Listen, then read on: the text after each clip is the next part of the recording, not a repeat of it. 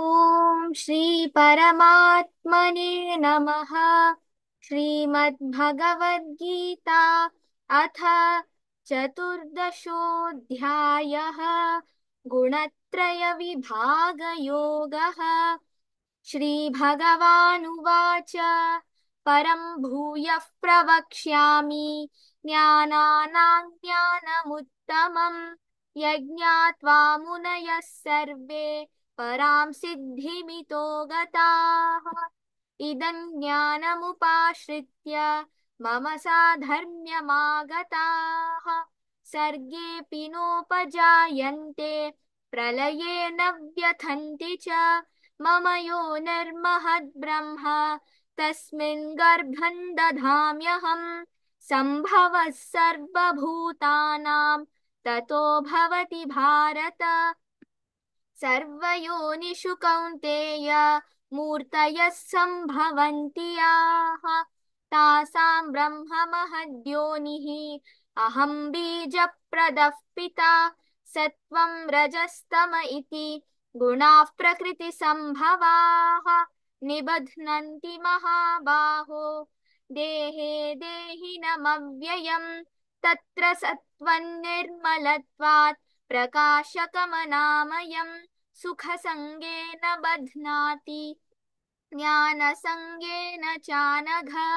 रजोरागात्मकौ विद्धि तृष्णासङ्गसमुद्भवम् तन्निबध्नाति कौन्तेय कर्मसङ्गेन देहिनम्।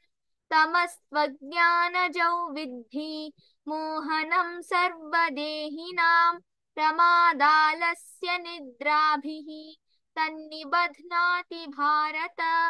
सत्वं सुखे संजयति रजः कर्मणि भारत ज्ञानमावृत्य तु तमः प्रमादे संजयत्युत। रजस्तमश्चाभिभूय सत्वं भवति भारत रजः सत्वं तमश्चैव तमः सत्वं रजस्तथा। सर्वद्वारेषु देहेऽस्मिन् प्रकाश उपजायते ज्ञानं यदा तदा विद्यात् विवृद्धं सत्त्वमित्युत। लोभः प्रवृत्तिरारम्भः कर्मणामशमस्पृहा रजस्येतानि जायन्ते विवृद्धे भरतर्षभ। अप्रकाशो प्रवृत्तिश्च प्रमादो मोह एव च तमस्येतानि जायन्ते विवृद्धे कुरु नन्दन। यदा सत्त्वे प्रवृद्धे तु प्रलयं याति देहभृत् तदोत्तमविदाल्लोकान् अमलान् प्रतिपद्यते। रजसि प्रलयं गत्वा कर्मसङ्गिषु जायते तथा प्रलीनस्तमसि मूढयोनिषु जायते। कर्मणः सुकृतस्याहुः सात्विकं निर्मलं फलं रजसस्तु फलं दुःखम् अज्ञानं तमसः फलम्। सत्त्वात् सञ्जायते ज्ञानं रजसो लोभ एव च प्रमादमोहौ तमसो भवतो ज्ञानमेव च।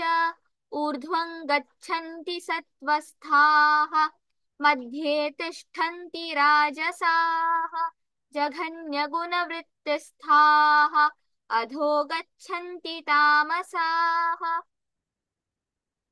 नान्यं गुणेभ्यः कर्तारं यदा द्रष्टानुपश्यति गुणेभ्यश्च परौ वेत्ति मद्भावं सोऽधिगच्छति।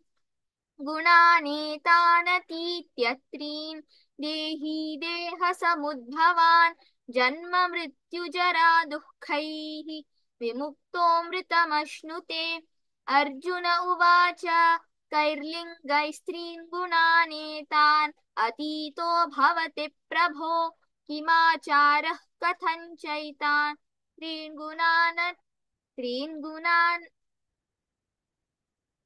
गुणान् निवर्तते।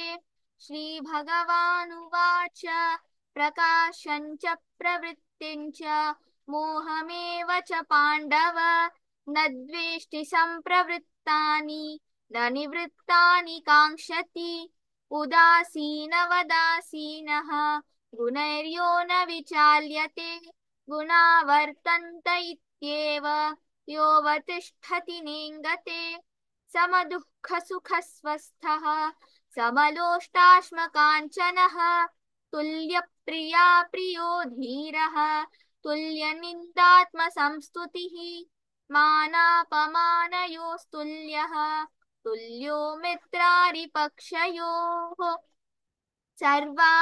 सर्वारम्भपरित्यागी गुणातीतः स उच्यते माञ्चयो व्यभिचारेण भक्तियोगेन सेवते सगुणान् समतीत्यैतान् ब्रह्मभूयाय कल्पते ब्रह्मणो हि प्रतिष्ठाहम् अमृतस्याव्ययस्य च शाश्वतस्य च धर्मस्य सुखस्यैकान्तिकस्य च ॐ तत्सदिति श्रीमद्भगवद्गीतासु उपनिषत्सु ब्रह्मविद्यायां योगशास्त्रे श्रीकृष्णार्जुनसंवादे गुणत्रयविभागयोगो नाम चतुर्दशोऽध्यायः सर्वधर्मान् परित्यज्य मामेकं शरणं व्रज अहं त्वा सर्वपापेभ्यः मोक्षयिष्यामि मा शुचः। ॐ श्री परमात्मने नमः। श्रीमद्भगवद्गीता अथ पञ्चदशोऽध्यायः पुरुषोत्तमयोगः।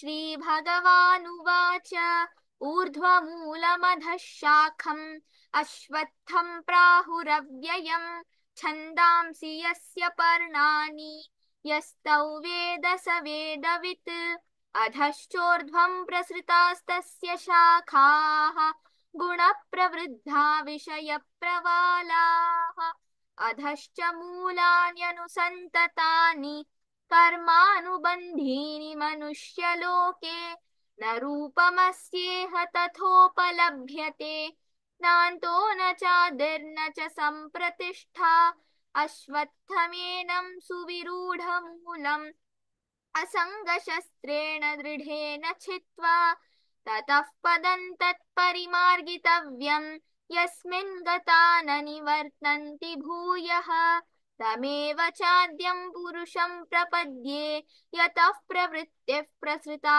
पुराणी निर्मानमोहाजितसङ्गदोषाः अध्यात्मनित्या विनिवृत्तकामाः द्वन्द्वैर्विमुक्ता सुखदुःखसंज्ञैः गच्छन्त्यमूढाः पदमव्ययं तत् न तद्भासयते सूर्यः न शशाङ्को न पावकः यद्गत्वा न निवर्तन्ते तद्धाम परमं मम ममैवांशो जीवलोके जीवभूतः सनातनः मनःषष्ठानीन्द्रियाणि प्रकृतिस्थानि कर्षति शरीरै यदवाप्नोति यच्चाप्युत्क्रामतीश्वरः गृहीत्वैतानि संयाति वायुर्गन्धानि वाशयात् श्रोत्रं चक्षुस्पर्शनं च रसनं घ्राणमेव च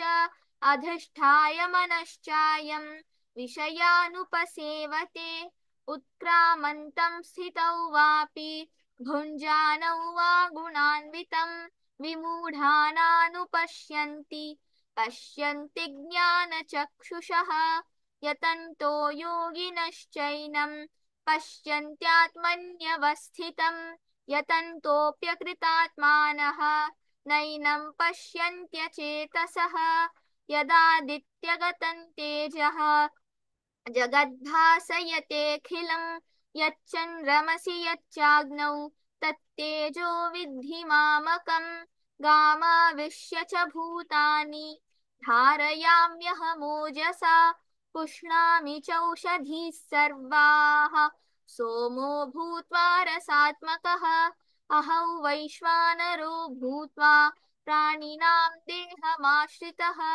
प्राणापानसमायुक्तः पचाम्यन्नं चतुर्विधम् सर्वस्य चाहं हृदि सन्निविष्टः मत्तस्मृतिर्ज्ञानमपोहनं च वेदैश्च सर्वैरहमेव वेद्यः वेदान्तकृद्वेदविदेव चाहं द्वाविमौ पुरुषौ लोके क्षरश्चाक्षर एव च क्षरः सर्वाणि भूतानि कूटस्थोऽक्षर उच्यते उत्तमः पुरुषस्त्वन्यः परमात्मेत्युदाहृतः यो लोकत्रयमाविश्य बिभर्त्यव्यय ईश्वरः यस्माक्षरमतीतोऽहम् अक्षरादपि चोत्तमः अतोऽस्मि लोके वेदे च प्रथितः पुरुषोत्तमः यो मामेवमसम्मूढः जानाति पुरुषोत्तमं स सर्वविद् भजति मां